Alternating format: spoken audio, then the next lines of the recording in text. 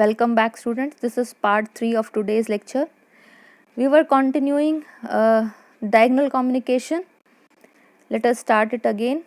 So, what is diagonal communication? It refers to the communication between individual in different departments and at different levels of the organization. Means you can talk to your boss can talk to your to you also. Means anyone can talk to anyone in the organization. Okay, like principal is talking to students can talk to principal directly. It is not necessary they should go to their vice principal first, then they can talk to principal ma'am. So this is known as diagonal communication. Anyone can talk to anyone. Okay, there is no hierarchy being followed, upward to downward or downward to upward. Anyone can talk to anyone. Like an HOD at a branch of bank can communicate with the cashier of other branch of the same bank. Fine. Next is on the basis of means used, we will be having different types of communication. First is your verbal communication. Verbal communication, it takes it with the help of sounds, words or languages. Okay, for that you need to use words, languages or sounds you need to use in your communication. It involves act of speaking. You have to speak, which is an effective way of communication. Now the types of spoken communication are two. There one is your interpersonal and second is your public speaking. Interpersonal communication, here two or more people are communicating at personal level. Okay, next your public speaking, it involves there will be one speaker and there will be many audience. Now this public speaking requires a deal of confidence, and to become a confident speaker one must practice 3 P's. First is to prepare, second is to practice, and third is to perform.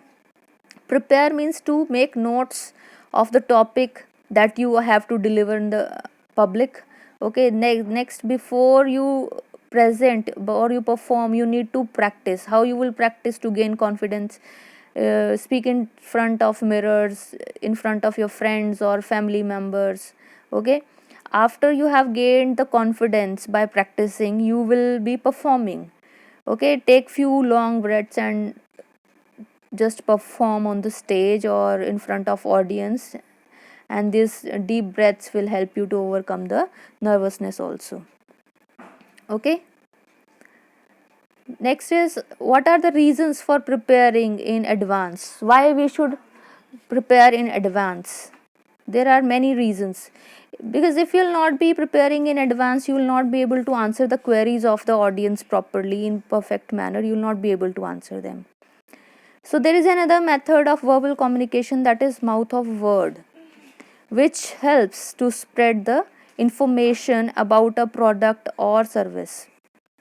Like Jio, when it launched 4G, and it offered that free service internet, so the audience itself became the word of mouth. They themselves start spreading this message. They were not in need of any promotion that time. So this type of method is very cost effective and efficient also. Okay, next type of communication is non-verbal communication. Non-verbal communication, here we are not speaking anything, we are using various gestures, like we are touching, we are giving gestures by means of touch, body notions and symbols. We are using certain sign languages also. Examples for the non-verbal communication are, like if someone is using finger on the lips, then he is trying to say that please be silent. Facial expressions we can use to indicate your happiness. Okay, then next example could be, your straight body posture will always show the confidence level of confidence inside you. Next is making eye contact, is indicating that someone who is doing the eye contact with you is indicating that he is taking interest in your communication or discussion. Fine. Next type of communication is written communication.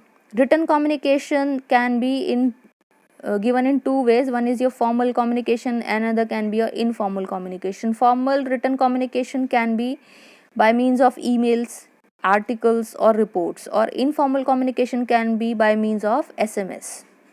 Fine.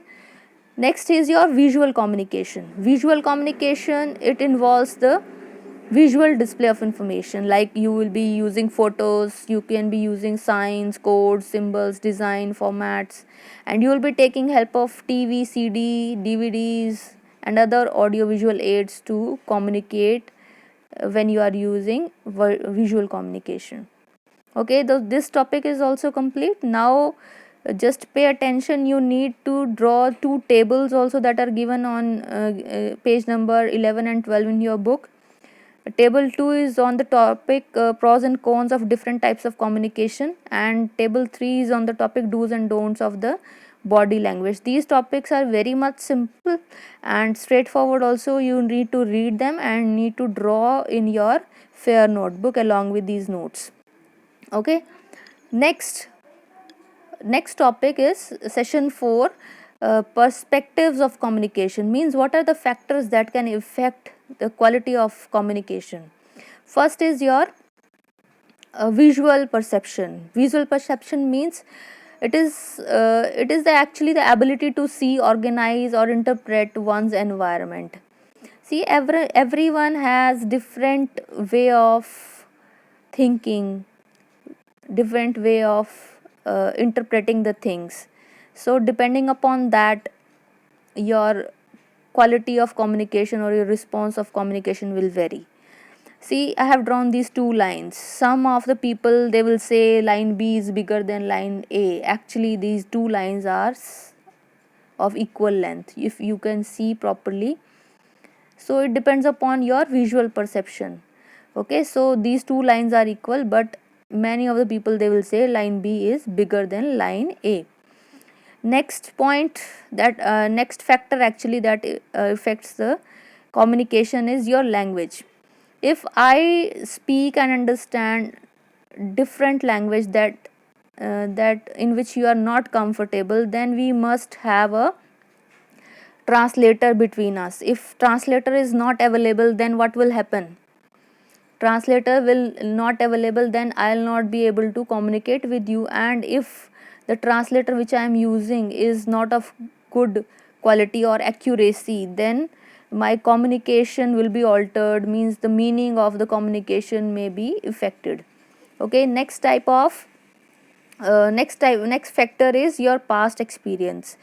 Previous experiences in some specific situation may tend us to believe that we will get similar outcome than other different results. Means if something has happened with us in past, and this time also if same type of thing is going to happen, then we will assume that this time also the previous type of thing will happen with us. Okay, next factor is prejudices.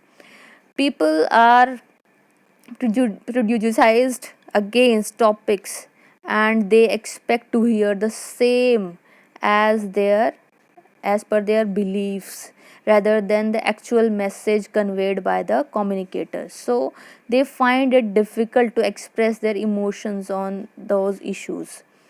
Means if you believe like boys should not work at home, they should not help in the household activities. So if someone is saying the boys should do these types of things, you will not take interest in that communication.